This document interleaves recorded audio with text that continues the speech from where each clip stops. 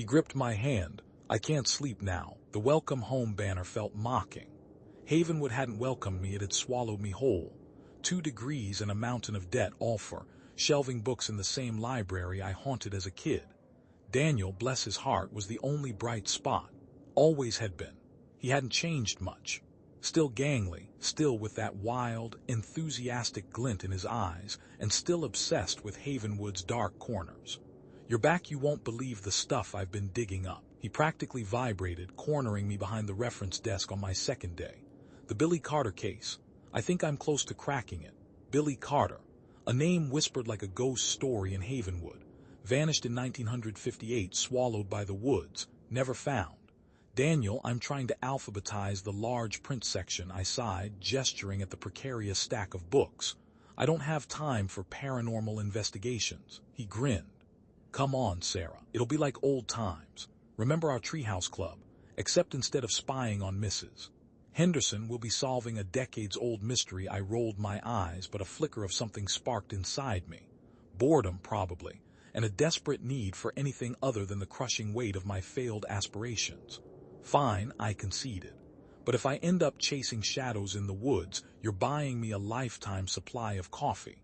The library, even in daylight, held a certain stillness that bordered on unsettling. The scent of aged paper and dust clung to everything, a tangible reminder of forgotten stories and secrets. We started with the newspaper archives, sifting through brittle pages yellowed with time. The original reports on Billy's disappearance were sparse, filled with the hollow platitudes of a town clinging to hope. "Missing boy. Last seen playing near the old Blackwood mine," Daniel muttered, tracing the faded ink with his finger. "They searched for weeks. Nothing. Then we found it. A small, almost overlooked article from a local folklore column tucked away on page 6. It spoke of a local legend, a malevolent entity said to dwell within the Blackwood mine, demanding a sacrifice every few decades. The article dismissed it as superstitious nonsense, but Daniel's eyes lit up. "See, I told you there's something more to this." Mrs. Eldridge, Havenwood's resident eccentric, shuffled into the library that afternoon, her eyes like ancient knowing pools. She reeked of mothballs and something indefinably earthy. "You're back, Sarah," she croaked, her voice raspy as dry leaves. "Welcome home, or perhaps not." She fixed me with a stare that made my skin crawl. "Leave the past buried, child. Some things are best left undisturbed. The woods, they remember." Daniel, of course, was thrilled by her cryptic pronouncements. I, on the other hand, felt a prickle of unease. "What do you mean, Mrs. Eldridge?" I asked, trying to sound casual. She just shook her head, a single gray strand escaping her bun. You'll all see. The Blackwood mine was a gaping wound in the side of the hill, hidden deep within the woods. The entrance was choked with overgrown vegetation, the air thick with the smell of damp earth and decay.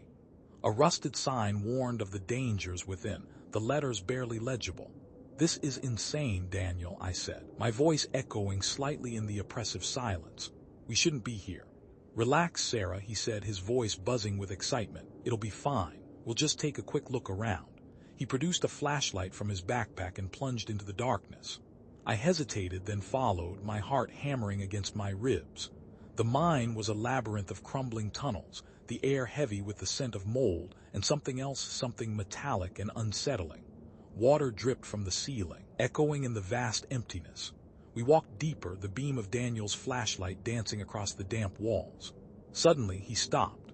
Look, he shone the light on a series of symbols etched into the rock wall, crude, almost childlike drawings of something, figures with elongated limbs and blank, staring eyes. "What are they?" I whispered, my breath catching in my throat. "I don't know," Daniel said, his voice hushed, "but I don't like them." Then it happened. A cold, clammy hand gripped mine, not a friendly, reassuring grip, but a tight, desperate, possessive grip that sent a jolt of pure terror through my veins. I gasped, pulling away, but the hand held firm for what felt like an eternity. Then, as suddenly as it appeared, it was gone. "Daniel," I stammered, my voice trembling. Did you feel that?" He turned to me, his brow furrowed. "Feel what?" "I didn't touch you." I stared at him, my blood running cold. The darkness seemed to press in on me, suffocating me. I thought you grabbed my hand," I said, my voice barely a whisper. "Sarah, there's no one else here," he said, his eyes scanning the empty tunnel. "You're imagining things," but I knew I wasn't.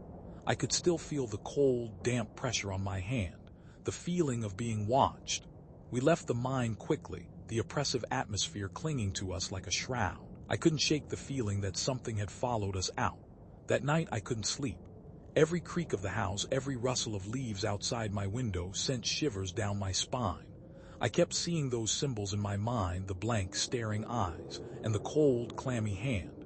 The next day at the library I felt off, anxious, like something was watching me. I kept glancing over my shoulder, expecting to see I didn't know what. Emily Carter, the teenage girl who helped out after school, noticed my unease. "You okay, Sarah?" she asked, her brow furrowed. "You seem jumpy." "I'm fine," I said, forcing a smile. "Just tired." Then the phone rang. "Havenwood Library," I answered, trying to sound professional. Silence. "Hello," I said again, my voice a little louder. A raspy, breathy voice whispered on the other end. "Leave it alone. He belongs to us now." Then the line went dead. I stared at the phone, my hand trembling. Who was that? What did they mean? I told Daniel about the phone call that night. He was excited. "See, I told you this proves that someone doesn't want us digging around," he said, practically bouncing on the balls of his feet. "This is amazing, amazing," I shrieked. "Daniel, I'm being harassed. This is terrifying." He brushed off my concerns. "It's just a crank call, Sarah. Don't worry about it. We're on the verge of breakthrough here." I wanted to scream, to run, to leave Havenwood and never look back. But I was trapped. Trapped by my own lack of options, trapped by Daniel's obsession, and trapped by the growing sense of dread that was consuming me. The phone calls continued. Always the same raspy voice, always the same cryptic warnings. "Leave it alone. He's ours. The woods are watching." I started having nightmares. Vivid, disturbing dreams filled with shadows and whispers. I saw Billy Carter, his face pale and gaunt, reaching out to me from the darkness. I saw those symbols from the mine, twisting and morphing into grotesque shapes. One night I dreamt of Mrs. Eldridge. She was standing in the woods, her eyes glowing with an unholy light.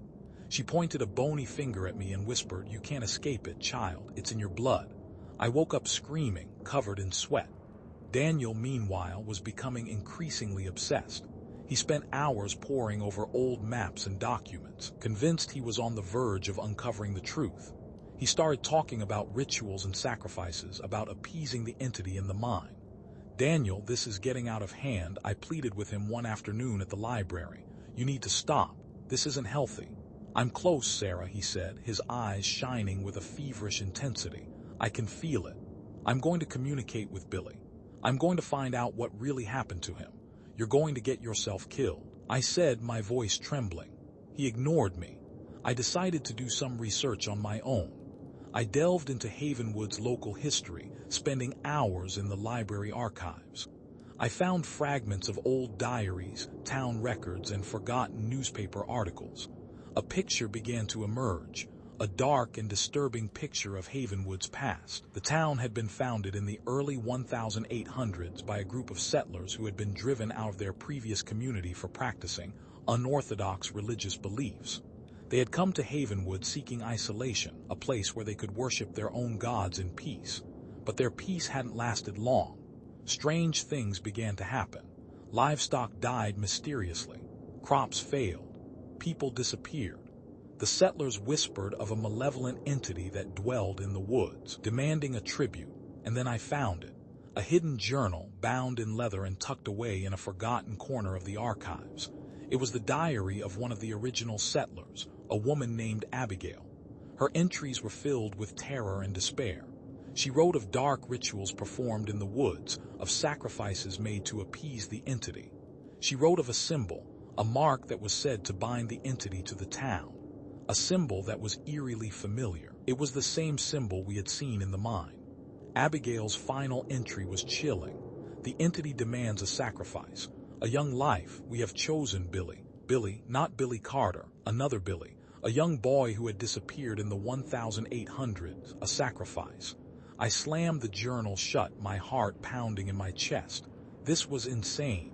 This couldn't be real, but I knew it was. I could feel it in my bones. The entity in the mine was real, and Daniel was walking right into its trap. I found Daniel at the mine preparing for his ritual. He had set up a makeshift altar, adorned with candles and strange symbols. He was chanting something in a language I didn't understand, his eyes glazed over. "Daniel, stop," I screamed, running towards him. "You don't know what you're doing." He turned to me, his face contorted in a grotesque smile. "I know exactly what I'm doing, Sarah. I'm going to bring Billy back." "You're not bringing anyone back," I said, my voice trembling. "You're opening a door to something evil." "Too late," he said, his voice a guttural growl. "The ritual has already begun." Suddenly the air grew cold. A gust of wind swept through the mine, extinguishing the candles. The shadows seemed to deepen, to writhe and twist around us. A voice echoed through the mine, a voice that was both ancient and terrifying. "You have summoned me. Now you will pay the price." Daniel began to convulse, his body writhing uncontrollably. His eyes rolled back in his head, and a dark, viscous fluid oozed from his mouth. "Daniel," I screamed, reaching out to him. But it wasn't Daniel anymore. Something else was inside him, something evil. He grabbed my arm, his grip like iron. His eyes locked onto mine, and I saw a flicker of something ancient and malevolent staring back at me. "You cannot stop me," he rasped, his voice a grotesque mockery of Daniel's. "Havenwood belongs to me, and soon you will too." I struggled against his grip, but he was too strong. He pulled me closer, his breath hot and fetid on my face. "I'm going to communicate with Billy," he rasped. Then Sheriff Brody arrived, drawn by the commotion. He burst into the mine, his gun drawn. "What the hell is going on here?" he shouted. But it was too late. The entity had already taken hold. I knew what I had to do. I had to stop the ritual. I had to save Daniel, and I had to save Havenwood. I reached into my pocket and pulled out the journal I had taken from the library. I ripped out the page containing the symbol that bound the entity to the town.